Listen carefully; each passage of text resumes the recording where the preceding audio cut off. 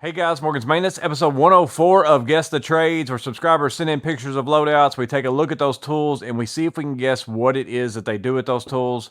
Well, back in episode 103, we looked at Alex's loadout of his tough built tote with all his hand tools, a few power tools in there, and then we saw a Milwaukee bag filled with the rest of his power tools, some bits, accessories, things like that. Well, in that video, I also mentioned that he was not from the United States, so we were really guessing two things. One is, where is it that he does his work? And the second thing is, what kind of work does he do?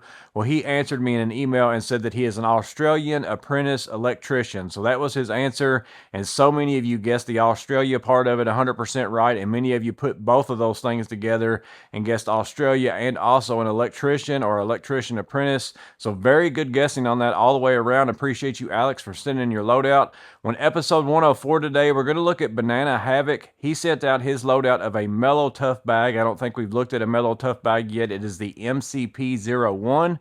So that's the bag we're going to check out today. I know many of you have been interested in those bags. It's kind of a cheaper version of a Veto bag, so cool to see what kind of loadout he has in here. But we're going to go ahead and check out his loadout, look at the tools, and then see if we can guess what it is we think he does. But let's go ahead and jump into Banana Havoc's loadout. So we're going to start out again. It is a MeloTough bag. You can see that nameplate right there. If I had to say, this looks like a TPLD copy in the Veto family. I actually just sold my TPLD, or I'd get it out here and kind of show it to you in person. But that's what this looks like to me, the TPLD blackout. So we're going to see everything as we go through this, but this is a good opportunity to see this actual bag opened up, tools in it, all those kinds of things. So it looks like it has a flap. It's got two sides over there on the side with the bigger pockets, which the TPLD had. If we open it up here, or the next picture is him opening it up, you can see lots of tools down in there. I'm seeing some Knipex handles. I'm seeing a Vera tool check or bit check of some sort. I'm seeing a Klein driver. Looks like a Craftsman collapsible magnetic tray. Maybe a Nebo light. I'm seeing a flashlight. I'm not sure which one. But again, we're going to see all these tools out. But just to give you an idea of the bag loaded out here. Then we move over to the left side. Looks like he has a Olfa style knife. Lots of writing utensils, black, red, possibly an orange, a couple ratchet wrenches. And then he has a lockout, tag out lock. So that kind of gives you the field of whatever job it is that he does. Usually only certain people have to do the lockout, tag out aspect of things, or they do it more often anyway, so that might throw you in that general direction to get a good idea on that. Also looks like he's got some of those tough built bags clipped onto his handle as well. Backside over here looks like some small drivers, a ballpoint refill from Schmidt, and then also maybe a flashlight. Looks almost like it's got a thumb press, like a tactical style button on there as well. And then here is the other side. He's got some, see, I can't see, Showa maybe on the gloves. I've not seen that brand. Duracoil, I don't know what those brands are or where he gets that at. So he's got those there. Looks like also part of a Milwaukee bit holder pulled out and tucked into one of those. And then maybe like that small bit holding Milwaukee case tucked down in that side over there as well. But we'll go ahead and move on to the next one. And we've got the tough built pouches taken off now. Now here is the inside of that flap. So it still has that little parts bag fill on it. Let me zoom in a little bit and we'll move down here. Looks like we've got a key ring, also a step bit, a couple different step bits zip tied together, and then some refill blades for his knife. And then looks like some Teflon tape as well. So we'll go ahead and zoom back out and go to the next picture, which is actually all the tools in the loadout. And I think this is the last picture. So I'm going to zoom in.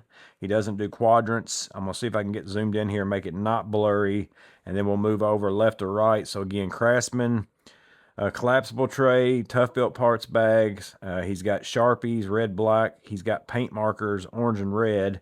Toothbrush, 3 ratcheting wrenches. I can't see the sizes on those. It gets a little blurry. Olfa knife, a small putty scraper knife. Looks like a small scale, or it's some sort of a scale with also conversions or something on it. A couple different drill bits or something within, or punches maybe in that red. Almost looks like it's been something hit with a hammer. I'm going to guess those are punches. Then that back there in the back looks like it was a bunch of pick sets. So those were in the back of his bag. In that little tablet section. And then there we go. There's the Makita sockets. He is only carrying the metric though. So he's got some metric of the Makita sockets, and then a small ratchet wrench. It was a Vera bit check. That was a flashlight that was back in the back too, with the little thumb press. There is the Milwaukee bit holder with the bits. Looks like he's got basically a hex key set in there. Probably going to be metric based on his sockets are metric. Then he's got a bunch of different, looks like butt connectors or something inside that Milwaukee case. Move on down. So we've got a Unilight flashlight. That's what I thought was maybe a Nebo when we looked at it in the bag. It's a Unilight. Twin grips, a little magnetic pickup tool.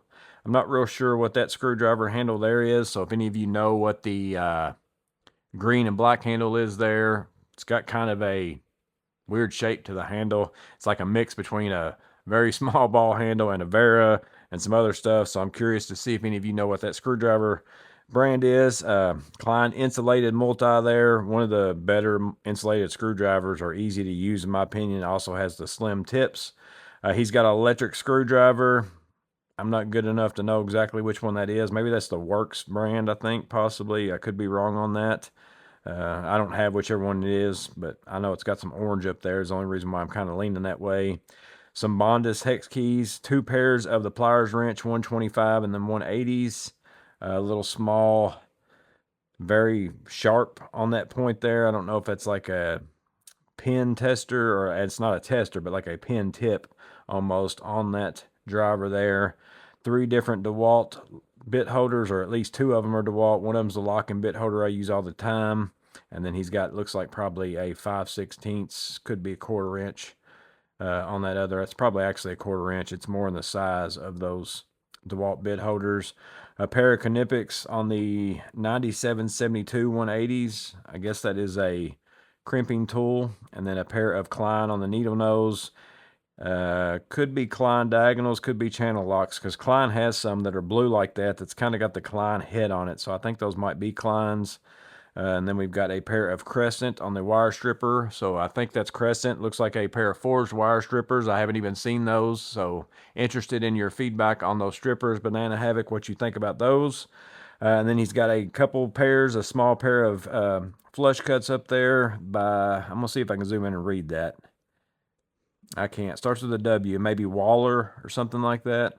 And then those little Knipex there are pretty interesting. It's almost like it's got a little notch for stripping wire, but it also looks like almost like a pair of shears, and then also a pair of flush cuts. I've not seen those, so those are pretty interesting. And then he's got a pair of the Klein alligator style, or not alligator style, but push button style on the Cobra type pliers there.